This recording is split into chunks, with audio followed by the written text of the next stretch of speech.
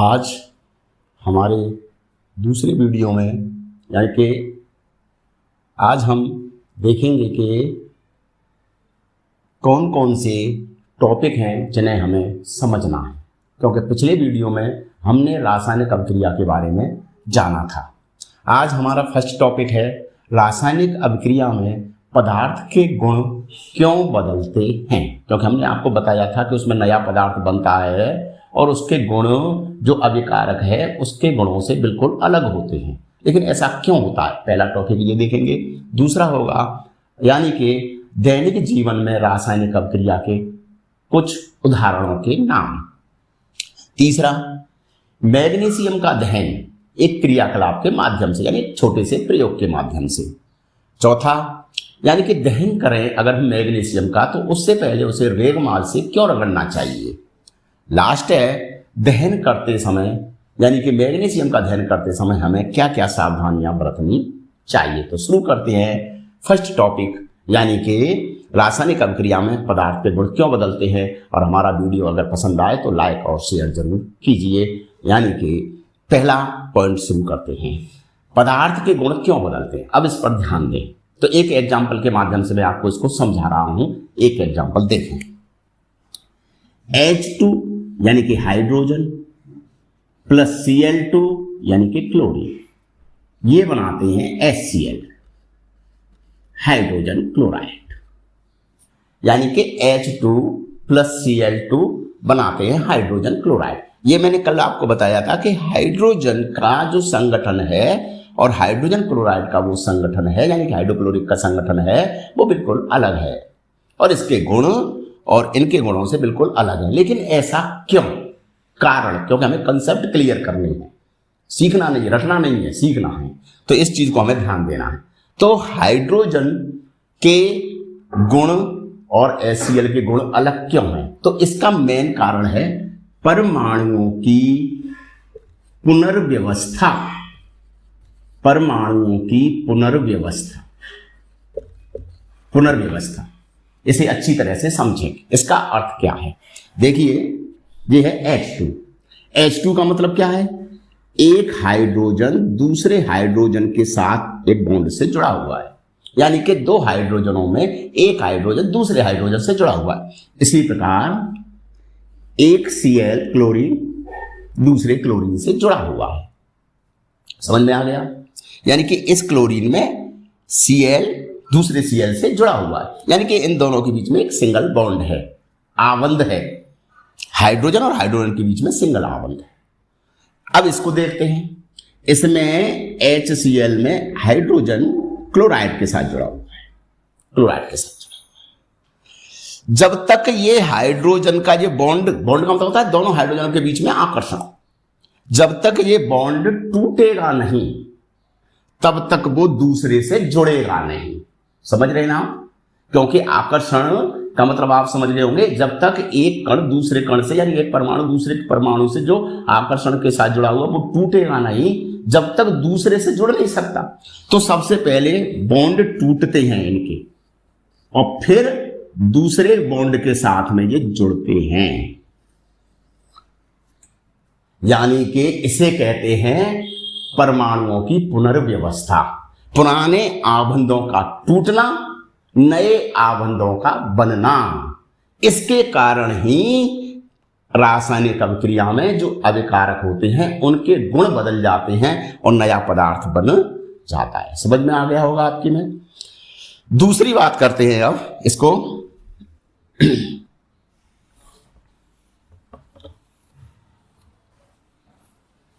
दूसरा पॉइंट, दैनिक जीवन में रासायनिक अभिक्रिया के उदाहरण कौन कौन से जो आपके कोर्स में है, खास तौर से फिर भी कुछ देखे तो सबसे पहला एग्जाम्पल नंबर फर्स्ट, पाचन।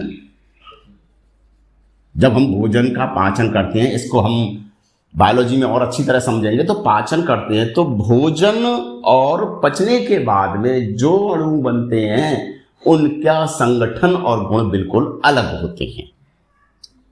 श्वसन कल भी बताया था, श्वसन में क्या होता है, श्वसन में जब हम भोजन टूटता है, यानी कि श्वसन की हम डेफिनेशन पार्ट उसमें देखेंगे तो क्या आएगी, श्वसन की जो अब 10th क्लास में है जो डेफिनेशन है वो है भोजन से ऊर्जा का निर्मुक्त होना।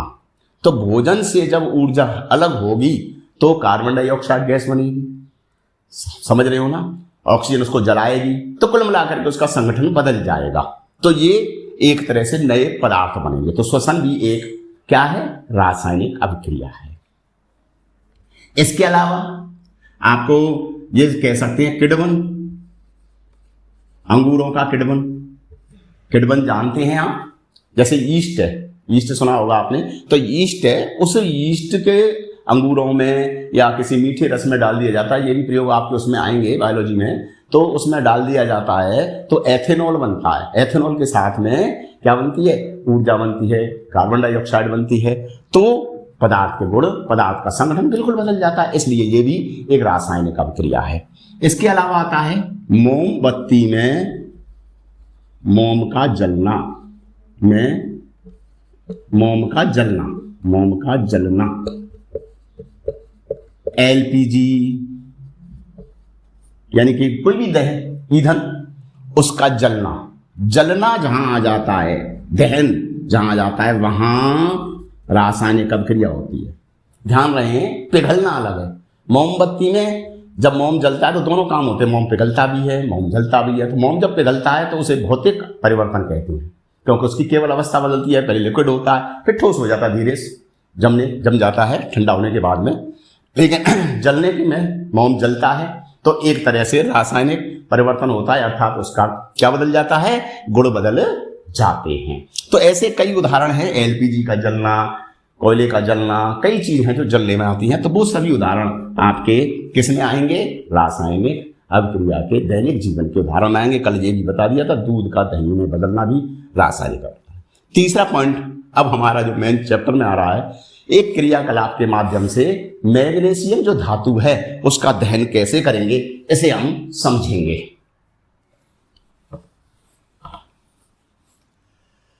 देखिए मैग्नीशियम का दहन कैसे करते हैं। तो सबसे पहले कल आपको क्या बताया था, मैग्नीशियम एक चांदी जैसी सफेद धातु है।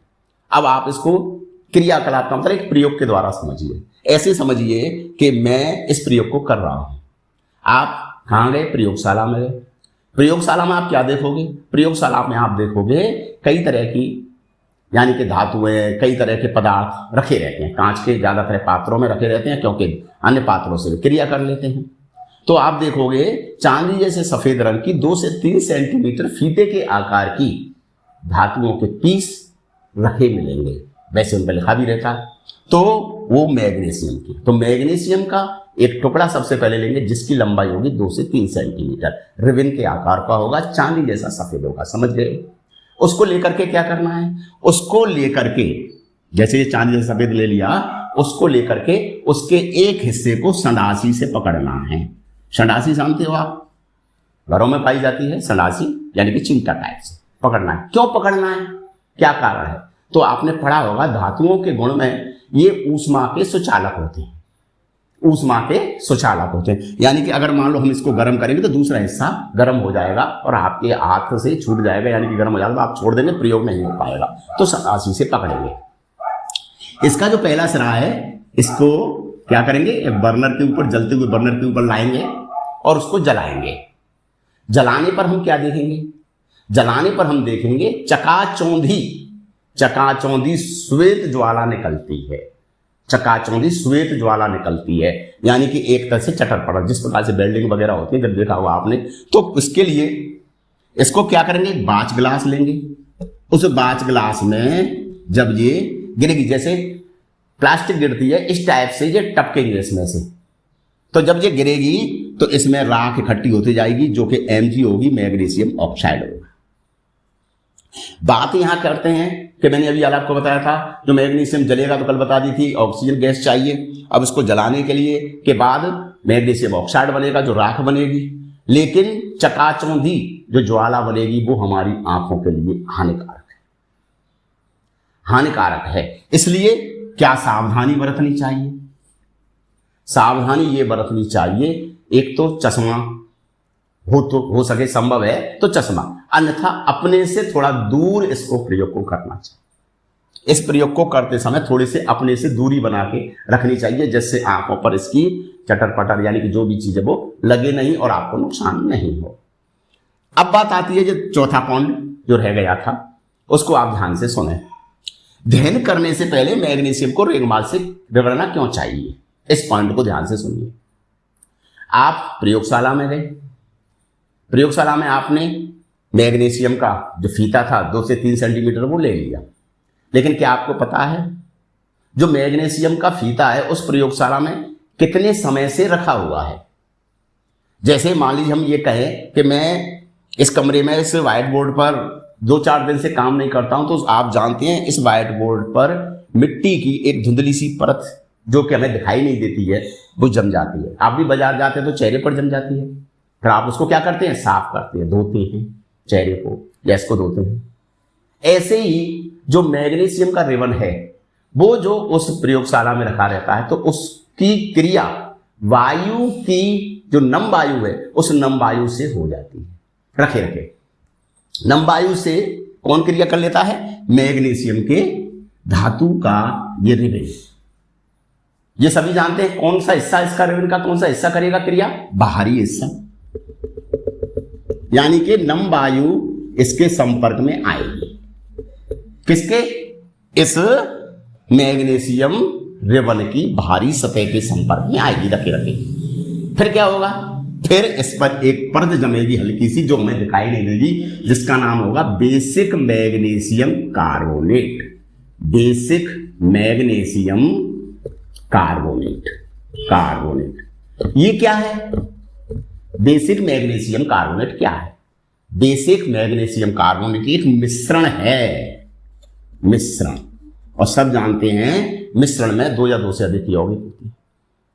तो मिश्रण में इस मैग्नीशियम कार्बोनेट में किस किस का मिश्रण होता है, एक तो होता है बेसिक मैग्नीशियम कार्बोनेट में magnesium carbonate plus magnesium hydroxide, इन दोनों का मिश्रण होता है। अब हम प्रयोग करने चले बिना रेगमाल से रगड़े। मान लीजिए हम बिना रेगमाल से रगड़ नहीं पाते हैं और प्रयोग करने चलते हैं मैग्नीशियम का अध्ययन करने के लिए, तो बताइए इसके ऊपर अगर मान लो हमने रेगमाल से नहीं रगड़ा तो इसके ऊपर जो परत है बेसिक मैग्नीशियम कार्बोनेट की पहले वो जलेगी। तो इसका मतलब ये हो गया कि हम मैग्नीशियम का प्रयोग नहीं कर रहे हैं, हम कर रहे हैं बेसिक मैग्नीशियम कार्बोनेट का प्रयोग, जो कि हमें करना नहीं है। तो इसके लिए सबसे पहले इस परत को हटाना होगा, बेसिक मैग्नीशियम कार्बोनेट की परत को हटाना होगा और उसे रेगमाल से रगड़ना होगा, तब इस प्रयोग को करेंगे। बेसिक मैग्नीशियम कार्बोनेट की परत क्यों हटाई जाती है आप समझ गए होंगे, रेगमाल से क्यों रगड़ा जाता है, इस परत को हटाने के लिए। ये बात आप पूरी तरह से समझ गए होंगे। तो ये आज आपने सीखा, फिर भी कोई चीज समझ में नहीं आई हो या कुछ कमियां लगे तो कमेंट्स में जरूर लिखिए और शेयर कीजिए, लाइक्स कीजिए। धन्यवाद, थैंक यू। हेलो दोस्तों, अब हम आपको समझाते हैं अगला टॉपिक, रासायनिक अभिक्रियाओं की विशेषताएं, यानी कि उसके अवलक्षण, प्रॉपर्टीज, कैरेक्टर्स जो भी है। क्या है ये भाई, रासायनिक अभिक्रियाएं सभी ऐसी तो होती नहीं हैं जिन्हें हम उनमें टच करके, भीतर देख करके, डाल करके, चाख करके नहीं कर सकते। क्यों? क्योंकि आप देख रहे हैं कई जगह हमें एसिड का उपयोग करना पड़ता है, अम्ल का, तेजाब का। तेजाब कितना खतरनाक है तो आप सब जानते ही हैं। क्यों? क्योंकि हम ज़्यादातर है भीतर से छू नहीं सकते, स्वाद नहीं ले सकते। तो इसके लिए फिर हम कैसे जान पाए कि ये अभिक्रिया हो रही है, बाहर से कैसे देखें कि ये अभिक्रिया हो रही है या नहीं हो रही है। पहले तो हम जान लिए कि रासायनिक अभिक्रिया कहते किसे, लेकिन अब ये हो रही है या नहीं हो रही है ये कैसे पहचानें। इसके लिए 4 विशेषताएं दी गई हैं। अगर इन चारों में से कोई भी एक विशेषता दर्शाती है वो अभिक्रिया, तो हम समझ जाएंगे कि रासायनिक अभिक्रिया हो रही है, अर्थात नया पदार्थ बन रहा है। कौन कौन से हैं जी? पहला है गैस का निकलना। निकलना का मतलब समझ रहे होंगे, उत्सर्जित होना, बाहर निकलना। अगर कोई भी 2 पदार्थ या एक पदार्थ, कोई भी चीज है जो पदार्थ हम काम में ले रहे हैं अभिकारक के रूप में, और अगर उसमें से गैस कोई बाहर निकलती है तो हम समझ जाएंगे कि रासायनिक अभिक्रिया हो रही है, नया पदार्थ बन रहा है। दूसरी, अवक्षेप का बनना। अवक्षेप क्या चीज है, सबसे पहले ये समझ लेते हैं। अवक्षेप ये है कि जब हम दो जलीय विलयनों को, दो जलीय विलयन लिक्विड जैसे पदार्थ यानी कि तरल पदार्थों को यानी कि जलीय विलयनों को आपस में मिलाते हैं तो एक नीचे ठोस पदार्थ बन जाता है, जमा हो जाता है ट्यूब में, परखनली में। वो पदार्थ जो ठोस नीचे जमा हो जाता है भारी होने के कारण, वो कहलाता है अवक्षेप। और अगर ऐसा होता है दो पदार्थों के मिलाने पर तो हम समझ जाएंगे कि रासायनिक अभिक्रिया हुई है।